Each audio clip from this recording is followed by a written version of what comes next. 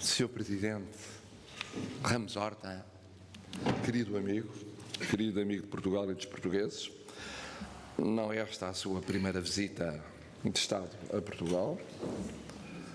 Já aqui esteve, era então o Presidente Jorge Sampaio, assim como foram sucessivamente vários presidentes portugueses, o Presidente Jorge Sampaio, o Presidente Cavaco Silva e eu próprio, e guardo as maiores saudades e as melhores recordações da ida em maio a essa terra notável, convivendo com esse povo corajosíssimo e podendo saudar mais uma vez o seu exemplo na luta que teve e que mereceu o Prémio Nobel da Paz pela democracia, pela liberdade, pelos direitos humanos, pela independência, pela soberania e pelo futuro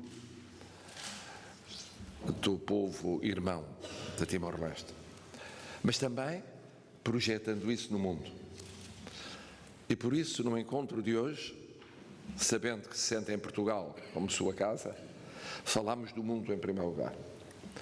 E falámos do mundo da lusofonia em particular, para saudar, como já saudámos durante a madrugada, os dois, a vitória do Presidente Luís Inácio Lula da Silva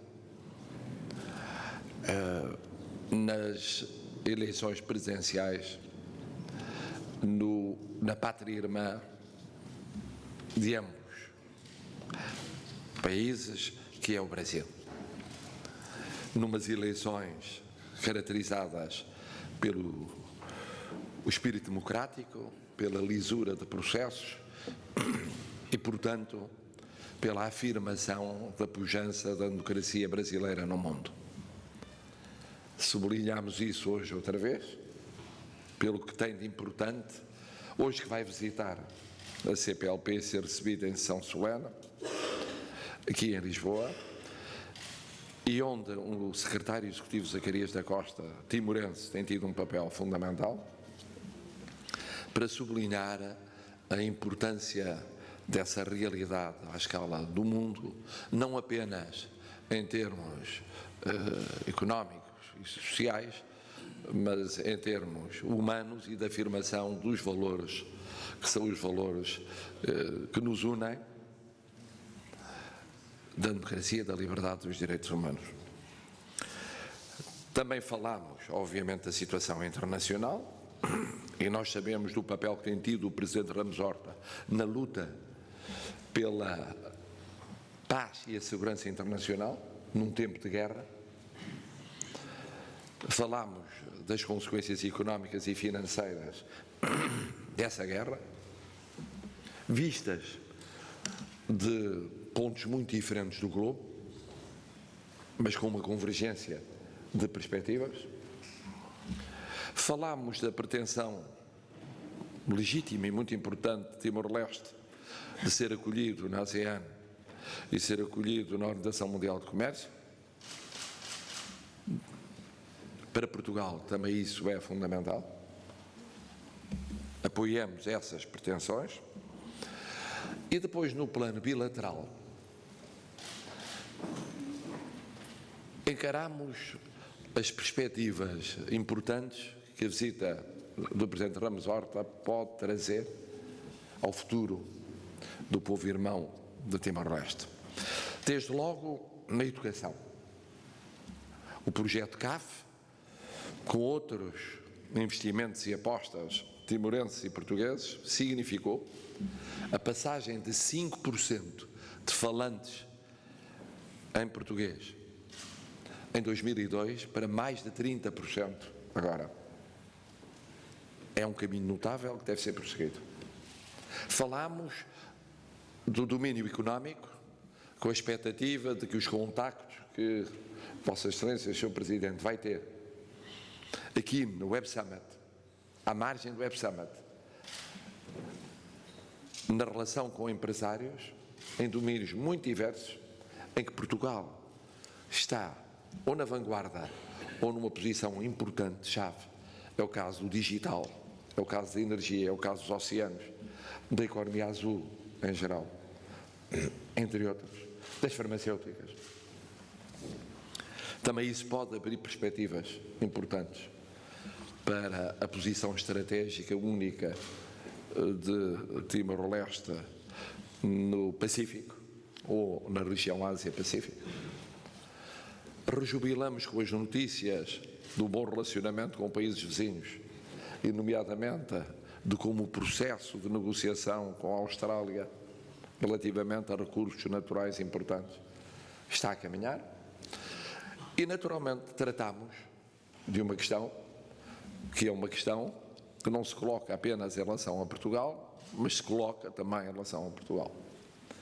E diz respeito à mobilidade de cidadãos timorenses para fora do território físico de Timor-Leste. Nós sabemos que há países na Europa, ou que são europeus, embora não pertencendo à União Europeia, que têm comunidades muito superiores àquela que existe em Portugal. É o caso da Irlanda e é o caso, sobretudo, do Reino Unido. No caso da Irlanda, com um regime de circulação similar àquele que existe com Portugal, no caso do Reino Unido, com um regime diferente, resultante do Brexit, e que tem significado numa comunidade, porventura, de 30 mil timorenses, ultimamente dificuldades de acesso e de entrada, que se tem refletido nomeadamente na vinda para Portugal, na tentativa da ida para o Reino Unido e depois do regresso a Portugal. No caso português, os dados levantados até o momento mostram que este ano houve, desde janeiro, 5.514 entradas, 4.141 saídas. O que quer dizer que dá, em princípio, a previsibilidade de existir uma comunidade, embora isto seja móvel, entradas e saídas, de cerca de 1.300 cidadãos timorenses. Destes, nos últimos tempos, foi possível encontrar empregabilidade para cerca de duas centenas.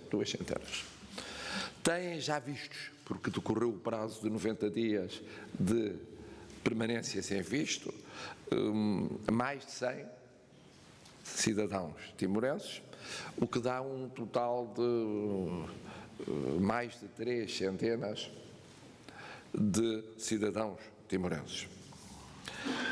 Estão localizados a esta data 873 timorenses, dos quais a maioria esmagadora em condições de mais de 500 de habitabilidade ou de acolhimento ou de albergue e de apoio de instituições muito variadas. Estado, autarquias locais, eu queria aqui agradecer a autarquias locais, que têm sido notáveis neste esforço, que se intensificou sobretudo a partir de julho e agosto, mas também instituições sociais, as mais variadas. E este número vai variando ainda hoje, de ontem para hoje, aumentou a empregabilidade em Braga, de mais cidadãos timorenses, e há outras perspectivas permanentes. Ora, bom, o Sr. Presidente dirá depois como é que Timor-Leste tem atuado, e nós sabemos que tem atuado, nós temos agido em conjunto, as autoridades dos dois países. Desde que este fenómeno ganhou a dimensão que ganhou, portanto a partir de agosto, setembro, tem havido atuações a vários níveis. O Sr. Presidente dirá das atuações do lado timorense, do foro da detecção e da intervenção sobre estruturas ilícitas ou ilegais de exploração do tráfico de mão de obra. Do lado português, há exatamente os mesmos procedimentos. Já entraram no Ministério Público vários processos, só que no lado português se soma a isso as intervenções de inspeção laboral nas empresas, isto é, nos contratadores finais, para apurar da precariedade ou não de trabalho, das condições de pagamento e, sobretudo, da atuação antes, durante e depois da contratação. E estamos de acordo, os dois, quanto a que é intolerável aquilo que se passa e que se venha a passar à margem da lei. Portanto, deve ser fiscalizado, deve ser objeto de intervenção não apenas administrativa, mas do foro judicial. Esta é uma componente da realidade. Outra componente é a componente que tem a ver com os problemas que existem concretos, de pessoas concretas, que são livres de circular, de entrar, de serem acolhidas e de sair. E então Portugal, através deste conjunto de entidades, está a atuar todos os dias para poder criar condições de permanência que não na rua, a não ser daqueles que porventura queiram circular e ter mobilidade no território, que não na rua, que não como sem abrigo de cidadãos timorenses. Ao mesmo tempo, trabalhando com Timor-Leste lá, Portugal cá, em termos de formação no português básico e formação técnico-profissional também básica. E de ajustamento das aptidões à empregabilidade possível. Porque é uma situação muito diferente daquela que me lembro ter referido quando estive em Timor-Leste, na universidade, em que chamei a atenção de estudantes universitários que, pela sua qualificação, tinham condições para prosseguir os estudos ou continuar ou completar os estudos ou qualificar melhor os seus estudos e ter acesso ao mercado de trabalho. É muito diferente de trabalhadores indiferenciados que não têm, em muitos casos, as condições básicas para poderem ter esse acesso. É uma ação que está a ser desenvolvida com uma colaboração muito grande das embaixadas em Lisboa e em Dili, mas sobretudo com um papel importante das autoridades dos dois países, a todos os níveis, chefe de Estado e Governo, para além de outras entidades.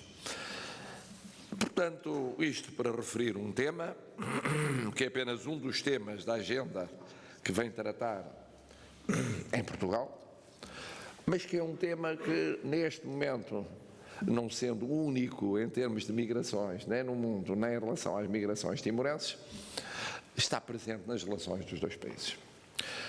Eu terminaria dizendo, Presidenta, que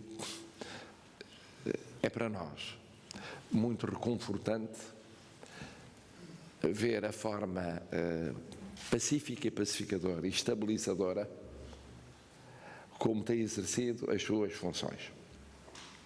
Já tinha exercido as funções presidenciais num contexto diferente.